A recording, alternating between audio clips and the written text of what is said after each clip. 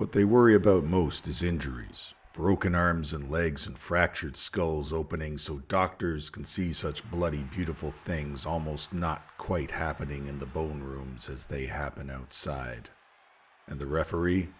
He's right there on the ice, not out of sight among the roaring blue gods of a game played for passionate businessmen in a nation of television agnostics who never agree with the referee and applaud when he falls flat on his face.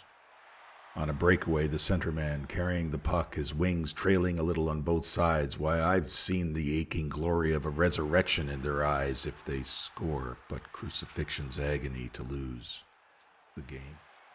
We sit up there in the blues, bored and sleepy, and suddenly 3 men break down the ice in roaring, feverish speed, and we stand up in our seats with such a rapid pouring of delight, exploding out of self to join them. Why, theirs and our orgasm is the rocket stipend for skating through the smoky end boards, out of sight, and climbing up the Appalachian highlands and racing breast to breast across Laurentian barrens, over Hudson's Diamond Bay, and down the treeless tundra, where auroras are tubercular and awesome, and stopping isn't feasible or possible or lawful, but we have to, and we have to laugh because we must, and stop to look at self and one another, but our opponents never geography or distance. Why, it's men. Just men.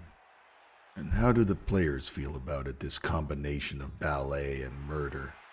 For years, a Canadian specific to salve the anguish of inferiority by being good at something the Americans aren't. And what's the essence of a game like this, which takes a 10-year fragment of a man's life, replaced with love that lodges in his brain and takes the place of reason?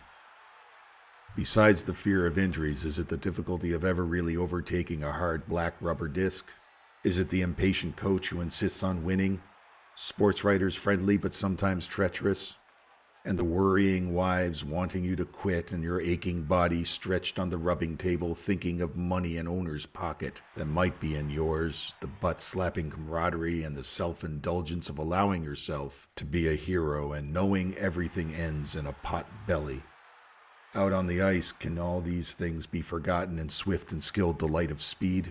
Roaring out the endboards, out the city streets, and high up where laconic winds whisper litanies for a fevered hockey player. Or racing breast to breast and never stopping over rooftops of the world, and all together sing the song of winning all together, sing the song of money all together.